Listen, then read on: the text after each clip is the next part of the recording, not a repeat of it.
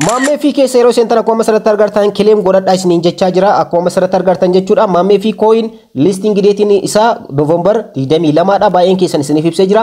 Snapchat isaa immoo kan cufame yookaan immoo taaskiiwwan adda addaa hojjechuun kan cufame jechuudha. November 15 irratti. Ammas taaskiiwwan adda addaa hojjechuun ni danda'ama. Garuu kan isiniif laakkaa'u tookinii kanaan dura qabdan Snapchat isaa waan fudhatame sun gara tookiniitti jijjiiramaa jira. Isa kana immoo ammas yoo hojjetan asirratti taaskiiwwan adda addaa isiniif dabala coinii jechuudha. Kana jechuun siizinii lammaffaa qabaachuu danda'anidha. Kan beeksisan jiraachuus baatu yeroo beeksisanitti kan isiniin dhaqabuu danda'a. Maammee fi coin siizinii lammaffaa hin qabamoo hin qabu kan jedhu isaan wanta beeksisanii qabanii yeroo beeksisan isiniin dhaqaba jechuudha. Viidiyoo kana keessatti garuu kan isinitti agarsiisuudhaaf dhufe jechuudha. Tookinii hojjettan akkaataa ittiin baafachuu dandeessanidha. Kileem gootanii akkaataa ittiin baafatan. Kanaan dura waaleetiidhaan akkaataa ittiin wal qunnamsiiftan wantoota raawwachuu qabdan tokko tokko isinitti agarsiisee jira. Amma immoo kileem gootanii akkaataa ittiin baafachuu dandeessan isinitti agarsiisa. Keessattuu kileem gootanii baafachuun kan danda'amu OKX waaleetii irratti OKX waaleetii warroonni OKX waaleetiidhaan wal qunnamsiiftan salphumatti karaa nama isinitti agarsiisu kanaan baafachuu dandeessanii. Egaa waaleetiiwwan biraa hanga ammaatti wanti beeksisanii jiranii egaa waaleetiiwwan biraa irratti kileem gootanii baafachuu akkaataa ittiin dandeessan wantoota beeksisanii qaban jechuudha. So November 22 irratti akka baafattanidha isaan kanneen kan ibsaa jiran. So yeroo isaan waaleetiiwwan kanneen illee gallakkisanitti karaa chaanala kan koo Telegiraamaatiin information guutuu isiniin dhaqqaba achirratti hordofuu dandeessanii. Amma immoo OKX waaleetii irratti akkaataa ittiin kileem gootanii baafachuu dandeessan step stepiidhaan isinitti agarsiisa. Calculate godhanii kaffaltii nuuf kafalan illee nu beeksisanii jiranii. Egaa airdrop ka jettu keessa yeroo seentan salphamatti listing jedhee isiniif fidee jira.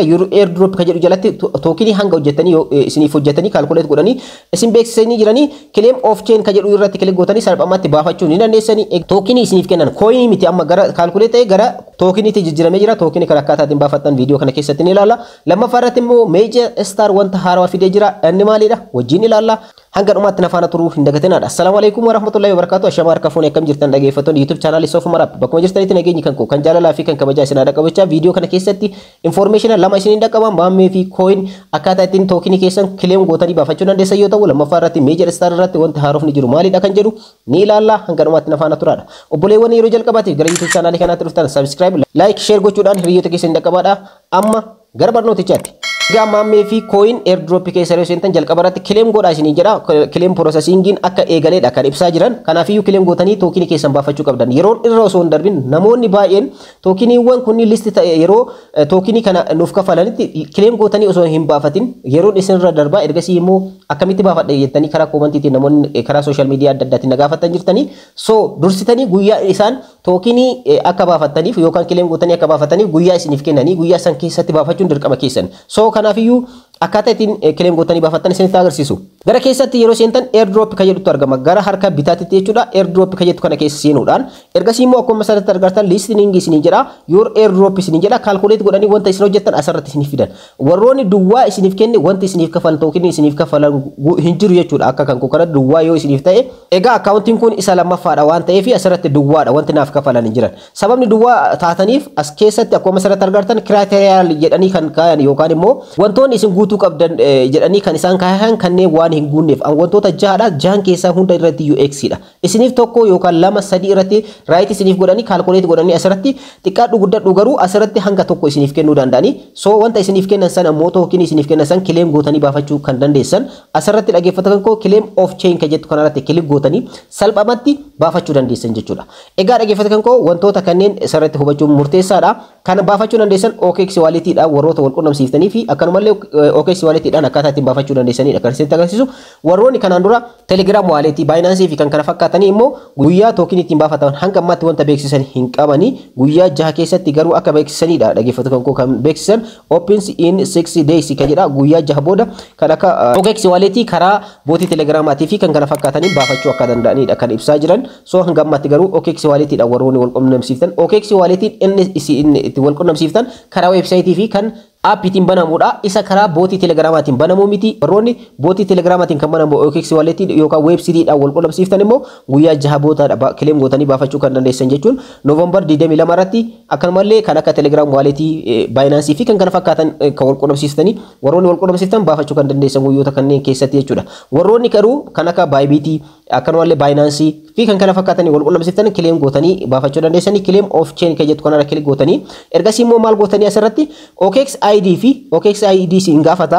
Akkanumallee maammee fi deposit address sin gaafata. Maammee fi deposit address eessa argattan OKX ID eessa argattan kan jedhu amma immoo step step dhaan sitti agarsiisa. Amma gara OKX waaleetiitti ni deemna. Ergasii immoo akkuma masarratti argartan OKX kan jettu kanarratti bakka kanarratti kilik gootanii ergasii immoo deposit crypto kan jettu kanarratti kilik gootanii salphamatti maammee fi adreesii argachuudhaaf jechuudha. Adreesii asirrattis bakka sarchi baarii kanarratti maammee fi jettanii sarchi gootanii maammee fi kan jettu kanarratti kilik gootanii maammee fi isinii dhufti ishee irra kilik gootanii salphamatti jechuudha.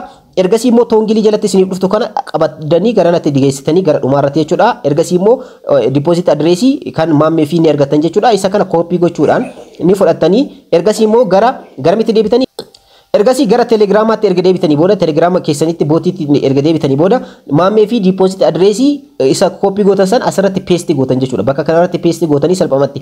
Amma immoo OKX ID dha. Kanaaf ammas gara OKX wallettitti ni seentanii ergasii immoo of duubatti deebitanii bakka kanarra seennee jirra. Ergasii immoo tuqaa 12tti argama. Tuqaa 12 kanarratti kilik gootan. Tuqaa 12 bakka nama isinitti agarsiisaa jiru kanarratti kilik gootanii ergasii immoo profaayilii keessan irratti kilik gootan. Profaayilii keessan irratti kilik gootanii salphamatti OKX ID argachuudhaaf jechuudha. Ergasii immoo akkuma masarratti argartan dakana gasiixanii yoo ID kan jedhutu jira. Yoo ID kan jettu kana isee kana koopii gootanii nu fudhatan jechuudha. Yoo ID kan jettu kana koopii gootanii nu fudhatanii yoo ID kan jettu kana koopii gootanii erga fudhatanii booda ammas garamitti deebitan jechuudha.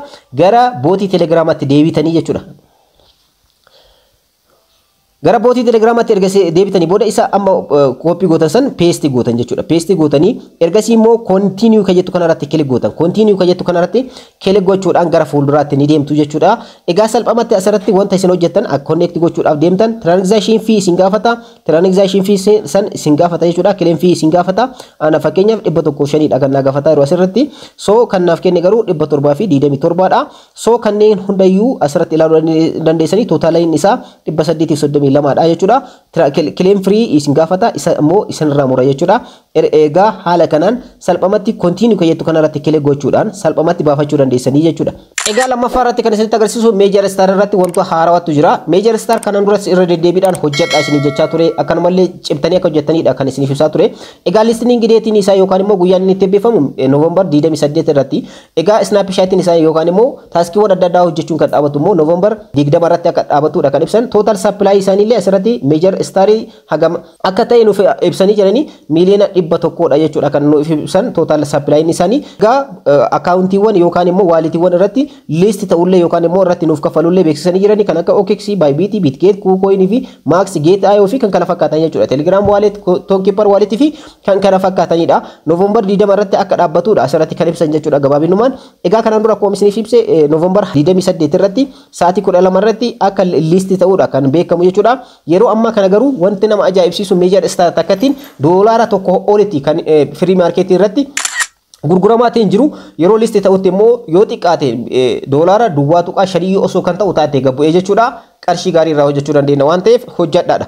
Wantoonni isin hojjechuu qabdan akkuma asirratti argartan isaan warroota toon transaction fi star transaction raawwataniif egaa total supply isaanii kana jedhanii beeksisanii jiranii. So toon transaction fi star transaction wanta isin gaafatan starii muraasa ta'ee fi akkanumallee toonii muraasa ta'e yoo kafaltan just irraa fayyadamuu dandeessan. Maammee fi irratti wanti ilaalle kanadha. Warroota starii fi akkanumallee toonii muraasa kafalaniif kaffaltiin bareedaadha kan argatanii. So asirratti illee Major irratti illee kaffaltii kana raawwachuudhaan salphamatti tookinii gaarii irraa argachuu dandeessan, qarshii gaarii irraa hojjechuu dandeessanii. Egaa Major Stariin kan wal qabate kana fakkaata akka irraa fayyadamtan abdiin qaba. Information haarofni yoo kan jiraatu ta'e kan isiniin dhaqqabu ta'a. Barnoota kan koo kanarraa asirratti xumuree jira. Akka irraa fayyadamtan abdiin qaba. Warroonni YouTube channel kanaaf haarawaa taatan subscribe, like, share gochuun irraanfatinaadha. Yeroo biraa barnoota biraatiin walitti deebina. Horaa bulaa.